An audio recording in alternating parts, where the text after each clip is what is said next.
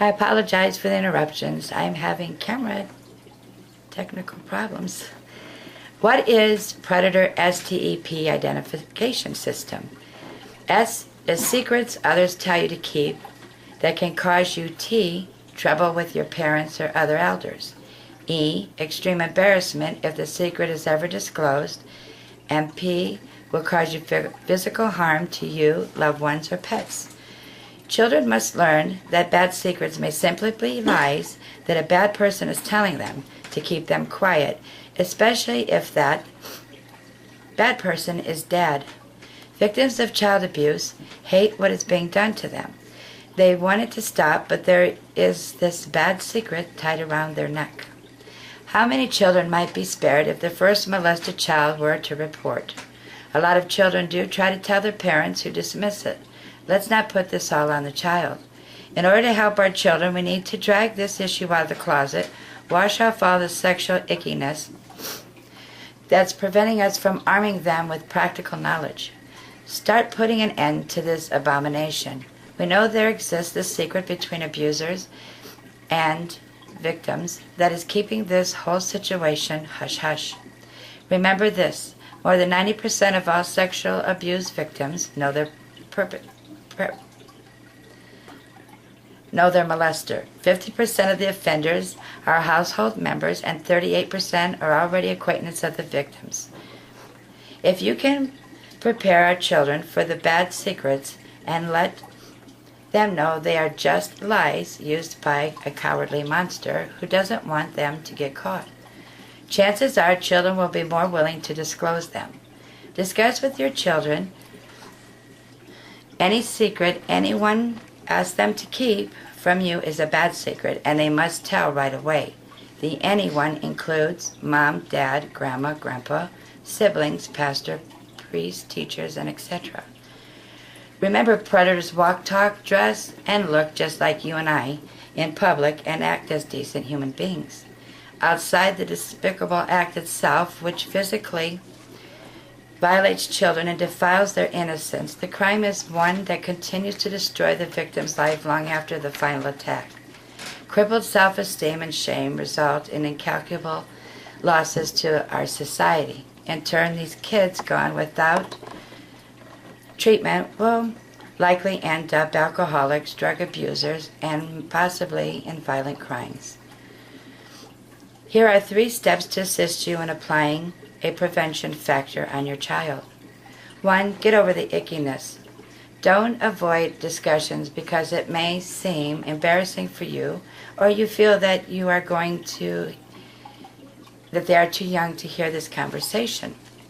Should they ever be made to testify in court, it's nearly impossible for a defense attorney to distort the meaning of the terms penis, vagina, and anus versus wee-wee, cha-cha, vajayjay, and booty.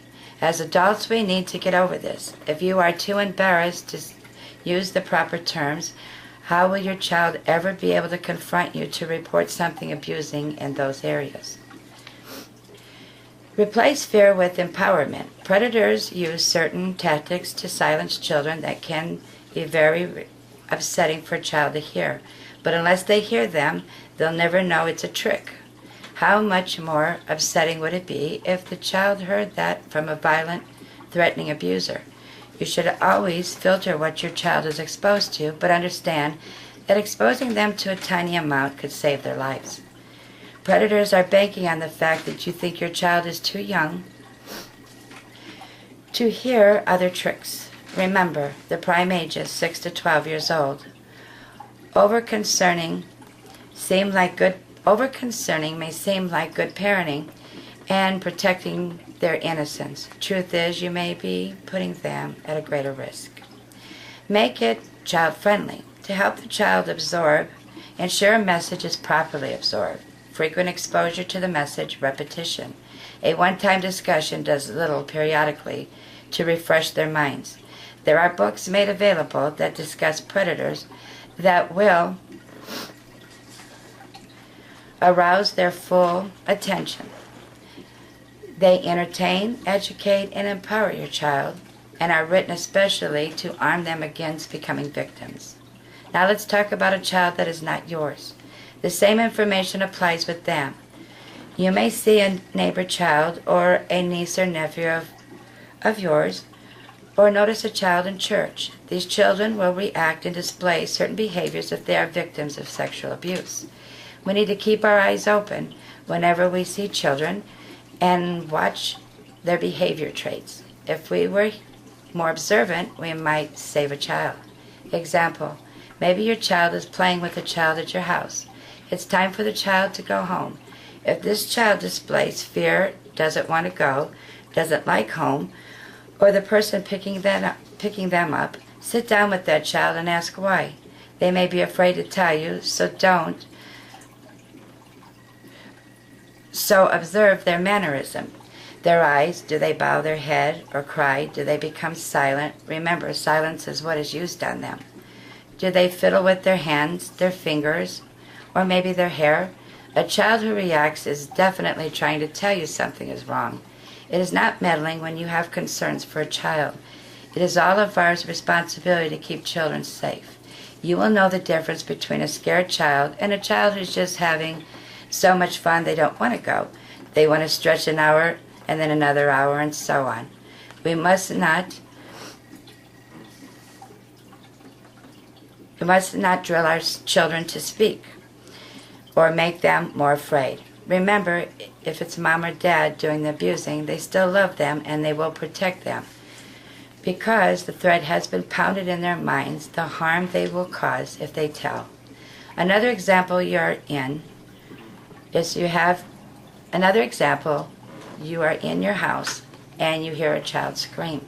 Do you ignore it like nothing's happening or roll over in bed till the child's screams become silent? Most of us are parents. We know the difference between a child screaming from temperament and then you know the screams mixed with loud, painful cries. By the cries of the child, we can distinguish pain.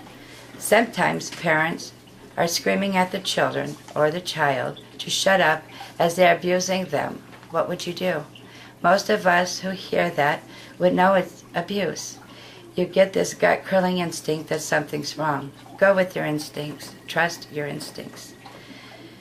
Suspected abuse is sufficient to contact authorities. You do not need proof. Call 911 under these circumstances. Here is more information on what you can do if a child reveals to you that they are being sexually abused or abused in any form. 2. Remain calm. Tell the child you believe them. Show interest and concern. Reassure and support the child. Take action. It could save the child's life. Don't panic or overreact. Don't pressure the child. Don't confront the offender. Don't blame the child.